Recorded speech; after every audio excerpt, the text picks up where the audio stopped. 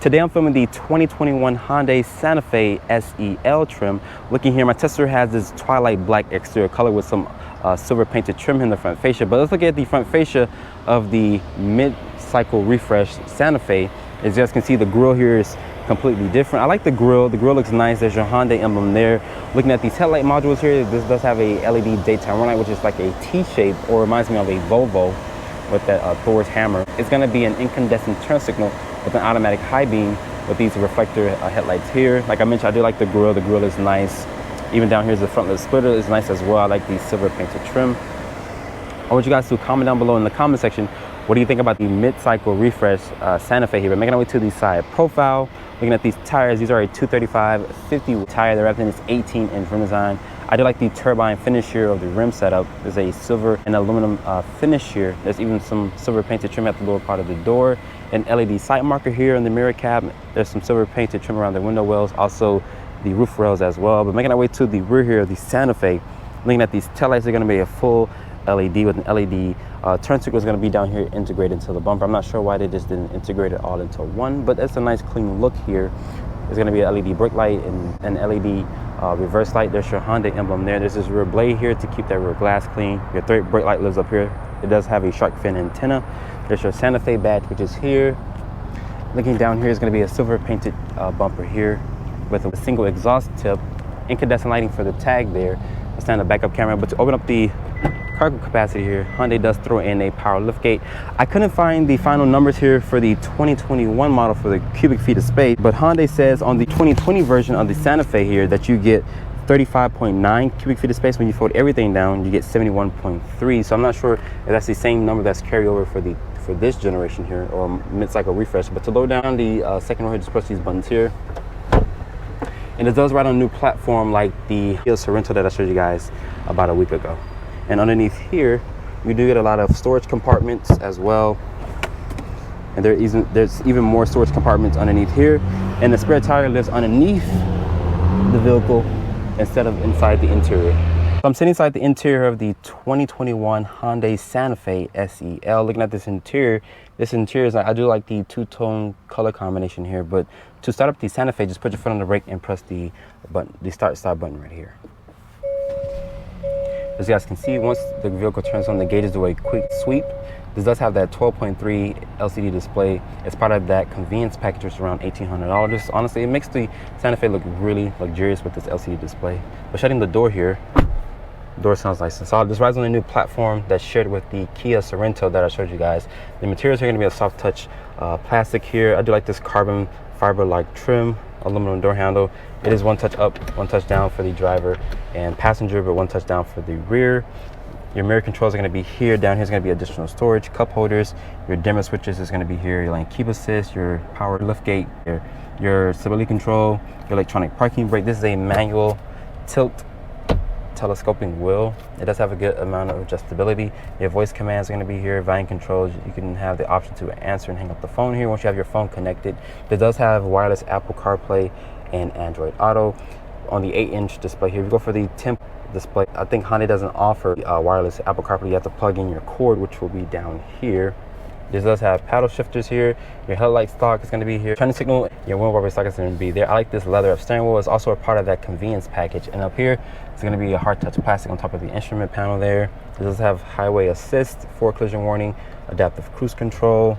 I tested out Hyundai's driver's assistant. It's pretty good. You can customize the screen to show you different things like your attention level. Once you hold this down, it shows you warning timing, warning volume, your driver's attention warning, forward safety, lane safety, blind spot monitoring, parking safety as well. So that you can customize the screen to show you different things just in case you wanted to see that. Like I mentioned, I do like this brown two-tone interior in here. This out the black as well. Up here is going to be incandescent lighting for the interior here. This is an 8-inch display. It's fast, it's responsive. Going here to the Hyundai head unit here, this is the Blue Link. Like I mentioned, fast system here, climate control. You also have Apple CarPlay, which is wireless. But you can still have the option to plug it in just in case you don't want to plug up your wireless phone here. Temperature controls are going to be down here. There's a toggle switch, some hard buttons here, just like on the Palisade, which is really nice, which is the auto front and rear defogger. Your fan speed is here. You can turn the AC on and off if you would like. This does have a push button transmission. You can put P for park, of course, Put your foot on the brake, press the R here for reverse, trajectory. You click D here for drive, of course, and you click P for park. They got rid of the shifter here to give you more storage underneath here, which has a 12 volt, also a USB with additional storage. I do like some of this carbon fiber full like trim here. My Tesla's missing cool seats. It does have 3-level heated seats for the driver and passenger here. Open up this little flap. There's a USB port in there, a wireless phone charger, which is here. It fits my 11 Pro just fine. Looking at the key fob here, it does have a lock, unlock, tailgate release, panic button, remote start mode there. The key does have a weight on it, but to close this back, just close the flap. Open up the center console here. It does have a decent amount of storage. There's even this little tray there. You probably put your coins and whatnot in there. There's some storage here. The glove box here is damped, but it's not lined with felt. Pretty decent sized glove box. And above my Tesla is missing a panoramic sunroof. Looking at the seats here, they're comfortable. They're cloth seats. I do like the color combination that my Tesla has. They're supportive, even though they're cloth seats. But looking here, Hyundai did a really good job with the interior here of the Hyundai Santa Fe. So I'm sitting in the back seat here of the 2021 Hyundai Santa Fe SEL. Looking here at the legroom, Hyundai says you get 40.4 inches of legroom. Over here is going to be rear air vents with 2 USB ports here. The floor back here is nice and flat. You can definitely have a middle passenger here to sit. There's going to be one mat pocket. And above my Tesla is missing a panoramic sunroof. The lighting is going to be incandescent lighting. But to shut the door here, my Tesla does offer a manual sunshade there. And I'm only 5'8". I have plenty of headroom here. If you're 6 feet tall, you can have a good amount of headroom as well. And over here, they do give you this little lever here so you can recline the seat. So if you're on a long road trip, you can definitely just stretch out and enjoy the road trip. Start off in the 2021 Hyundai Santa Fe. This has the company's 2.5 liter 4-cylinder. It makes 191 horsepower and 181 pound-feet of torque, and it's paired with an 8-speed automatic.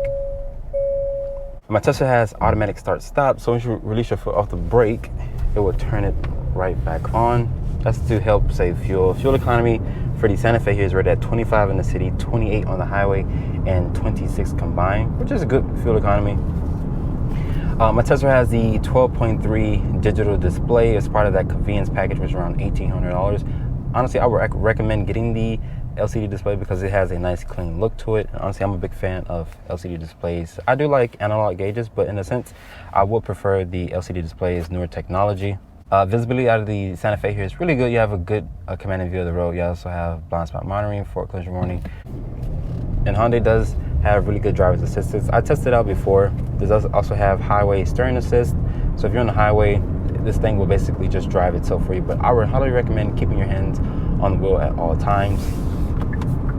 But the ride quality here is really smooth. It's compliant. My Tesla does have the cloth seats, which do not feel bad. They hold you in place. But you can definitely go on a long road trip with these. It does have 3-level heated seats, not cool seats. I wish it did have cool seats, but you probably wouldn't be able to get the cloth with the cool seats. This fits a family of 5. You have plenty of cargo space, around 35.8 cubic feet of space. Those are the numbers for the 2020 model of the Santa Fe. I couldn't find the actual cargo numbers for the 2021 version here, but this does ride on a new platform. This shares the same platform as the Kia Sorento that I showed you guys about a week ago. So Hyundai did a really good job with the exterior styling. This thing looks more aggressive compared to the previous generation. If I'm gonna put this thing into a sport mode here, just over your drive mode selector here, once you click it over to sport, the gauges have a nice design here, but this makes like 191 horsepower.